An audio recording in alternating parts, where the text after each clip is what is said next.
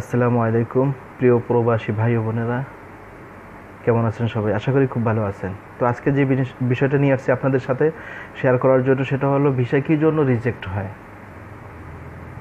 ঠিক আছে, আপনারা অনেকে যারা আছেন মোটামুটিভাবে নিউজ পেপার দেখেন, তো তারা জানেন, কিন্তু বাস্তবতা আর আর নিউজ পেপারের যে এটার সাথে অনেকটা ডিফারেন্স, প্রায় 70% ডিফারেন্স বাস্তবতার সাথে, এর সাথে ডিফারেন্স। তো সেই জিনিসগুলা, বাস্তবতার যে জিনিসগুলা, প্র্যাকটিক্যাল যে জিনিসগুলো, সেই জিনিসগুলো আপনাদের কাছে আমি আজকে এখন তুলে ধরবো ইনশাআল্লাহ। তো এই ব্যাপারে আপনাদের কাছে আরেকটা অনুরোধ আগে বলে নেই, যারা নতুন ভিডিওটা দেখতেছেন সাবস্ক্রাইব করবেন, আর সবার কাছে অনুরোধ হলো লাইক লাইক লাইক করবেন, শেয়ার করবেন বেশি বেশি করে। যারা জানে না সে তাদেরকে জানিয়ে দিবেন বা বন্ধু বান্ধবদের কাছে শেয়ার করবেন, কারণ আপনার কাছে জিনিসটা একেবারে অমূল্য হতে পারে, মূল্যহীন হতে পারে, কিন্তু অনেকের কাছে হয়তো এটা খুবই গুরুত্বপূর্ণ, খুবই মূল্যবান। তো তাদের কাছে শেয়ার করবেন যেন সে উপকৃত হয়। আর আমিও চাই যে আমার ভিডিও দেখে যদি কেউ বিন্দুমাত্র যদি উপকৃত হয়, তবে আমার সার্থকতাটা আসবে। কেমন? তো আসি সামনে। কি কারণের জন্য ভিসা রিজেক্ট হয় আর রিটার্ন হয়? রিটার্ন একটা জিনিস আর রিজেক্ট হলো আর একটা জিনিস। কেমন? অনেকেই জানে না বা বোঝে না। যদি কেউ রিটার্ন আসে, অনেকেই মনে করে যে এটা রিজেক্ট হয়ে গেছে, এটা তো আর কিছু হবে না। আসলে এটা না। তো রিজেক্ট আর রিটার্ন দুই জিনিসের যে পার্থক্যতাটা, বাস্তবতাটা, সেটাই আপনাদের কাছে আমি এখন শেয়ার করব। কেমন? তো এর ভিতর থেকে কয়েকটা জিনিস আমি কয়েকটা নম্বর লিখে রাখছি, যে রকমের যে রিজেক্ট হওয়ার কারণসমূহ এখন আমি বলবো। আপনার নামে যদি কোনো পুলিশ কমপ্লেন থাকে, তবে সেটা রিজেক্ট হবে আপনার ভিসা। কারোর সাথে মারামারি করছেন, পাটাপাটি করছেন, তবে আপনার ভিসা ক্যান্সেল করার পরে যখন নতুন ভিসা অ্যাপ্লাই করতে যাবেন, তখন আপনার ভিসা রিজেক্ট আসবে। কারণ এখন প্রতিটা ভিসার জন্য আরবিতে বলা হয় মুআফাকা আমনিয়া বা সিআইডি অ্যাপ্রুভেল লাগে। তো এখান থেকে আপনাকে রিজেক্ট করে দেবে। কেমন? কোনোভাবেই ভিসা সম্ভব না। আর পুলিশ ভেরিফিকেশন তো আগেই এখন লাগে। এখানে যারা থাকে, যদি ক্যান্সেল হওয়ার পর অন্য কোথাও লাগাইতে গেলে কোম্পানিতে পুলিশ ভেরিফিকেশনের কথা বলে। পুলিশ ভেরিফিকেশনে তো যদি আপনি উত্তীর্ণ হন, তারপরেও পুলিশ কমপ্লেন থাকলে কিন্তু আপনার ভিসাটা আটকে যাবে। কেমন?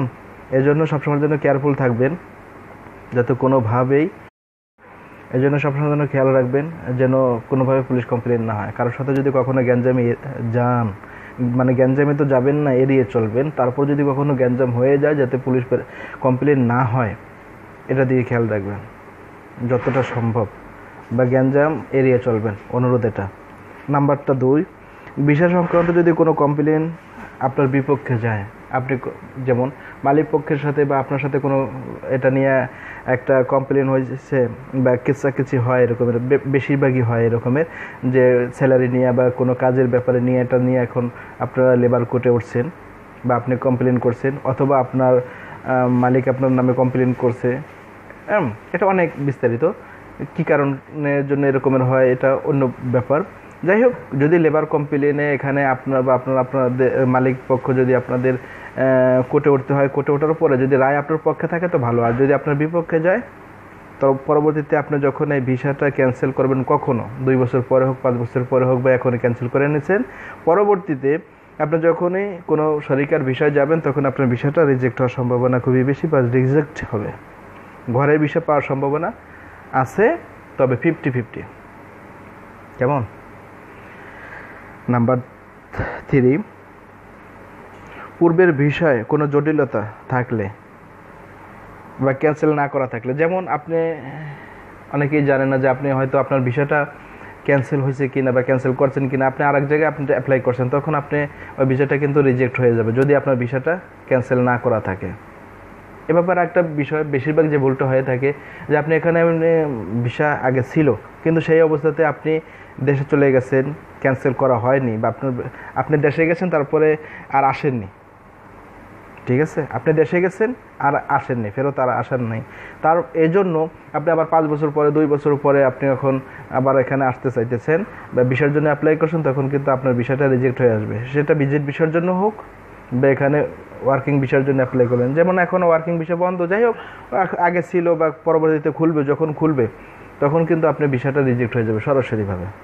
কেমন? নাম্বার 4, আপনি এখানে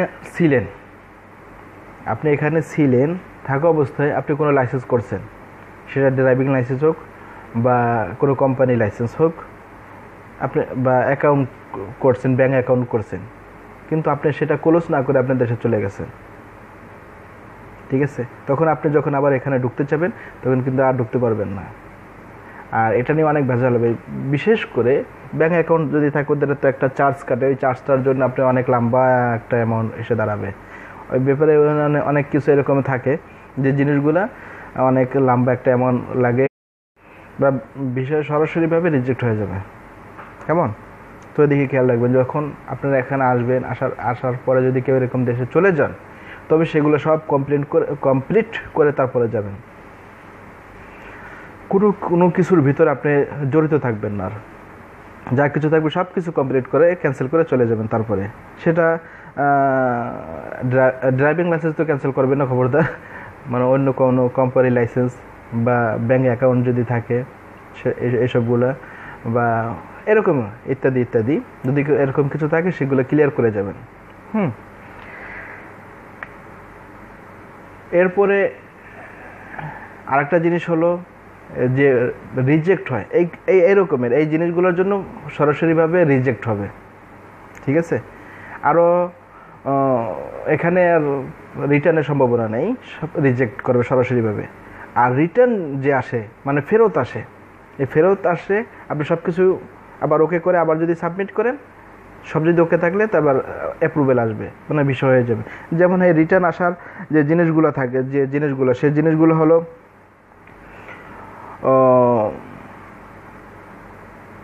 আপনার ব্যক্তিগতভাবে বা আপনার মালিক পক্ষ, সেটা আপনার কোম্পানি হোক বা আপনার আরবি হোক, ঘরের বিষয় যদি হয় আরবি হোক, যদি কারো ফাইন থাকে, জরিমানা থাকে, তবে রিটার্ন আসবে, বলবে এখানে মেসেজ আসবে সিস্টেমে যে এটার ফাইন ঢালতে হবে।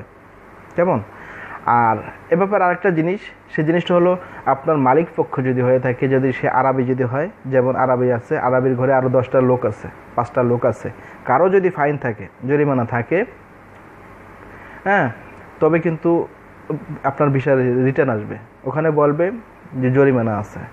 এখন জরিমানাটা কার এটা আর বলবে না, এত কিছু বিস্তারিত বলবে না, নাম উল্লেখ করবে না যে অমুকের জরিমানা আছে, জরিমানা তুমি ঢেলে তারপরে আসো, এটা বলবে না, জরিমানা আছে। তখন এখানে খেয়াল করতে হবে জরিমানা কার আছে, আপনার আছে কি না সেটা খেয়াল করবেন, চেক করাবেন। যদি আপনার না থাকে তখন আপনি শিওর হয়ে যাবেন যে আপনার মালিক পক্ষর কারো জরিমানা আছে। ঠিক আছে, ওখানে চেক করলে বের হয়ে যাবে, আপনি চেক করলে যে কার বিষয়টা মানে হয়ে গেছে, উত্তীর্ণ হয়ে গেছে বা এক্সপায়ার হয়ে গেছে, তখন ওটা ওখান থেকে ভালো করে টাইপিং অফিসে ওদের কাছে বললে ওরা এগুলো চেক করে দেবে। যার জরিমানা আসছে সে জরিমানা পে করলে, ঢাললে বিষয় হয়ে যাবে, সাবমিট করবেন, বিষয় হয়ে যাবে ইনশাল্লাহ। আরেকটা জিনিস, মালিক পক্ষ বা আপনার যদি কোনো ত্রুটি থাকে, সেটা আমি নিউজ পেপারে এরকম লেখা থাকে যে ত্রুটির জন্য রিজেক্ট থাকে। ত্রুটি বলতে এই ত্রুটি যেরকমের উল্লেখ করা হয়েছে, পাসপোর্ট ক্লিয়ার নেই, হ্যাঁ, ফটো ক্লিয়ার নেই।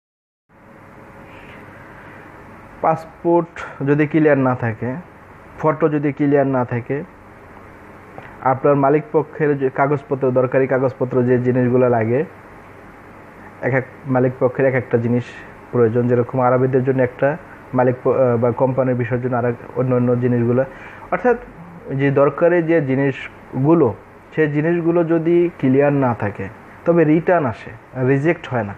কেমন? নিউজ পেপারে লেখা আছে, যেমন বা অনেকে ভিডিওতে দেখছি আমি, যে এটা রিজেক্ট করে দেয়। আসলে রিজেক্ট করে না, রিটার্ন করে। রিজেক্ট হলো একবারে ক্লোজ, এটা এই অ্যাপ্লিকেশন থেকে আর কিচ্ছু হবে না, কোনো কিছু সম্ভব না, এটা হলো রিজেক্ট। আর রিটার্ন সেটা ফেরত আসবে, আপনি এইটা সংশোধন করে আবার সাবমিট করবেন, ক্লিয়ার হয়ে যাবে। কেমন? রিজেক্ট আর রিটার্ন দুই জিনিস। তবে হ্যাঁ, যে ত্রুটির জন্য হয়, যে এটার জন্য, এইসব ত্রুটির জন্য রিজেক্ট হয় না, রিটার্ন হয়। আপনার পাসপোর্ট বা মালিক পক্ষের পাসপোর্ট, মালিক পক্ষের দরকারি কাগজপত্র, বা আপনার যদি দরকারি কাগজপত্র, পাসপোর্ট কপি, এসব যদি রিটার্ন আসে, আনক্লিয়ার থাকে, তবে সেটা রিটার্ন আসবে। ওখানে মেসেজে আসবে সিস্টেমে যে এটার জন্য এইটা প্রয়োজন, এটা ক্লিয়ার হয়নি, পাসপোর্ট কপি ক্লিয়ার নেই, ফটো ক্লিয়ার নেই, বা এরকমের দরকারি কাগজপত্র, লাইসেন্স ক্লিয়ার নেই, এগুলো ক্লিয়ার করে ঢালো, এটা বলবে সিস্টেমে। এরপরে আপনি সব কিছু ক্লিয়ার করে সুন্দর করে আবার ঢাললে সব কিছু ক্লিয়ার হয়ে যাবে, রিটার্ন মানে রিজেক্ট হবে না, অ্যাপ্রুভেল হয়ে যাবে ইনশাআল্লাহ।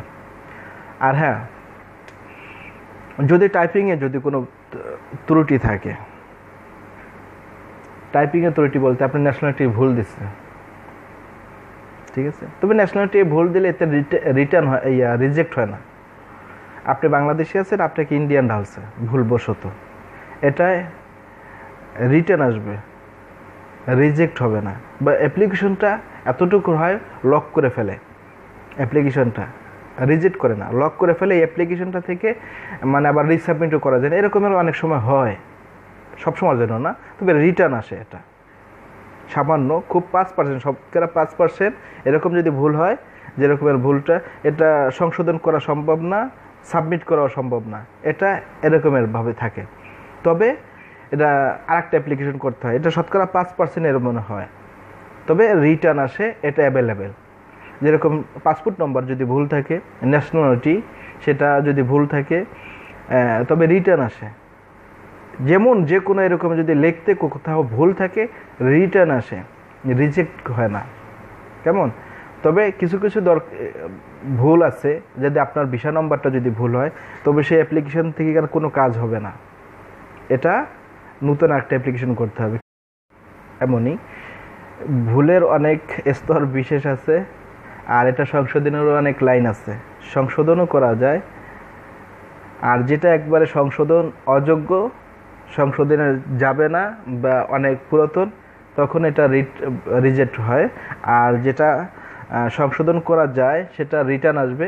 তবে এই সংশোধনের ক্ষেত্রেও কিছু কিছু যেটা আছে, যেটা সংশোধন করা সম্ভাবনা সম্ভব হয়, রিটার্ন আসে, সম্ভব করা যায়, কিন্তু সিস্টেম থেকে ওটাকে লক করে রাখে, ওই অ্যাপ্লিকেশনটা লক করে রাখে, ওই অ্যাপ্লিকেশনটা দিয়ে আর কাজ হয় না।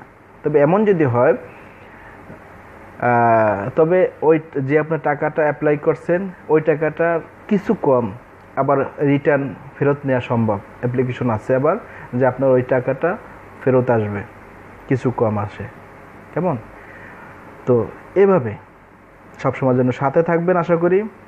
বাস্তবতা, ভিসা সংক্রান্ত বাস্তবতা যে জিনিসগুলো আপনাদের কাছে আমি তুলে ধরবো, যেন আমি আগেও বলছি, এখনও বলি, ভবিষ্যতেও বলবো, যেন আমার দেশের মানুষ লাঞ্ছিত না হয়, অপদস্থ না হয়। বিশেষ করে যারা আমাদের দেশে লেখাপড়া প্রবাসী যারা আছেন এখানে, তাদের জন্য আমার তেমন মাথা ব্যথা নেই। মাথা ব্যথা হলো যে খুব অতি সাধারণ যে প্রবাসী ভাইয়েরা, যারা তেমন লেখাপড়া জানেন না, বোঝেন না, যা তাদেরকে মূলত তাদেরকে বোঝানোর জন্যই আমার একটু এই প্রচেষ্টাটা। আশা করি সবসময় যেন ভালো থাকবেন, সবসময় যেন এই দোয়া করি। আর আপনাদের কাছে আমার অনুরোধ থাকবে, প্রবাসীরা নামাজ পড়বেন, কেমন, নামাজ পড়বেন, বাড়ির সবার জন্য দোয়া করবেন। বাবা মা যদি জীবিত থাকেন, মাশাআল্লাহ, ওনাদের জন্য দোয়া করবেন। আর যারা যদি ওফাত হয়ে থাকে, তাদের জন্য নাজাতের জন্য দোয়া করবেন, কেমন। আর সবসময়ের জন্য ভালো থাকবেন। আর বিশেষ করে কোনো পুলিশ কমপ্লেনের ভিতরে জড়াবেন না। পুলিশ কমপ্লেনের ভিতরে যদি এমন হয়েই যায়, তবে কিন্তু শেষ, ঠিক আছে। আর সংক্ষিপ্ত আরেকটা কথা বলে নিই, গত ভিডিওতে দুইজন আমার ভাইয়েরা আমার একটু করছে। আসলে মূলত এটা হলো, ওই ভিডিওটার ব্যাপারে আমি বলতেছি, যে দেশের অরাজকতা থাকে, রাজনৈতিক অরাজকতা থাকে, সে দেশের ভিসা বন্ধ। এখানে বিস্তারিত বলবো না। যেমন মিশরে যখন সমস্যা ছিল, তখনকার মিশরে ভিসা বন্ধ ছিল। এখন মানে সুরিয়ার ভিসা, এখনও সুরিয়ার সমস্যা আছে, সুরিয়ার ভিসা বন্ধ। এখন একটু থামছে, কিছু কিছু হয়। ইয়েমেনে যখন সমস্যা বেশি থাকে ইয়েমেনের ভিসা বন্ধ থাকে, ফিলিস্তিনে যখন সমস্যা থাকে ফিলিস্তিনের ভিসা বন্ধ থাকে, পাকিস্তান ইন্ডিয়া যে প্রদেশগুলোয় সমস্যা থাকে সেই প্রদেশের ভিসা হয় না। আমি যে কথাগুলো বলবো প্র্যাকটিক্যাল বলবো, একটা কথা নড়চড় করে দিতে পারবেন না, একটা কথা আমি ভিক্ষা করে বলি না। কেমন? আমি যেটা না জানি সেটা আমি কখনো বলি না, যেটা জানি সেটা আমি বলি। আমার এটা অভ্যাস, আমি যেটা না জানি সেটা আমি করিও না। তবে হ্যাঁ, যেই দেশে আমি কোনো পক্ষপাতিত্ব আমি ভিডিওতে আমি বা এই চ্যানেলে আমি কোনো পক্ষপাতিত্ব আমি করতে চাই না বা করি না, সবসময়ের জন্য বলবো বা এখনও বলতেছি, যেই সরকার আসুক সে সুষ্ঠু নির্বাচনের মাধ্যমে আসুক, দেশে অরাজকতা থাকবে না, তবেই আমাদের ভিসা খোলা সম্ভব, আর নয় সম্ভব না। সে বিএনপি হোক, অরাজকতা আসবে, অরাজকতার মাধ্যমে যদি আসে বা অরাজকতা যদি করে ভিসা খুলবে না। আওয়ামী লীগ অরাজকতার ভিতরে যদি থাকে ভিসা খুলবে না, জাতীয় পার্টি জামাত যেটাই বলেন না কেন, আমি কোনো পক্ষপাতিত্ব বলতে চাই না। দেশে অরাজকতা থাকলে ভিসা খুলবে না। আর অরাজকতা মুক্ত হওয়ার জন্য একমাত্র পন্থা হলো জিয়া গণতান্ত্রিকভাবে সুষ্ঠু নির্বাচন হলে যদি হয় তবেই ভিসাটা খোলা সম্ভব, বা সরকার সুষ্ঠু থাকবে বা দেশ সুষ্ঠু থাকবে, তবেই সম্ভব। আমি কোনো রাজনৈতিক বক্তৃতা দেওয়ার জন্য আসি নাই, ওই দুইজন ভাইয়ের আমি উত্তর দেওয়ার জন্য। যদি ভুল থাকে ক্ষমার দৃষ্টিতে দেখবেন। তো কেমন, সবসময়ের জন্য দোয়া করি, ভালো থাকুন, আমার জন্য দোয়া করবেন, আমি আপনাদের জন্য দোয়া করি। হ্যাঁ, কেমন, ভালো থাকবেন সবসময়ের জন্য। আর হ্যাঁ, যারা ভিডিওটা দেখছেন যদি এতটুকু উপকৃত হয়ে থাকে একটা লাইক করবেন, কেমন, এটা তো আশা করতে পারি। শেয়ার করবেন, এটা তো আশা করতে পারি, তাই না? এতে এমবি কাটে না, তেমন একটা এমবি কাটে না। সুতরাং যদি আপনাদের জন্য আমার এই প্রচেষ্টা যদি একটু আপনাদের যদি কোনো কাজে লাগে, তবে আমার সার্থকতা, আমার এই কষ্ট সার্থকতা আসবে। তো সেজন্য আপনাদের কাছে আমি এতটুকু চাবো, লাইক করবেন, শেয়ার করবেন, আর নতুন যদি হয়ে থাকেন সাবস্ক্রাইব করবেন। কেমন, আজকের মতো এখানে বাই, আল্লাহ হাফেজ।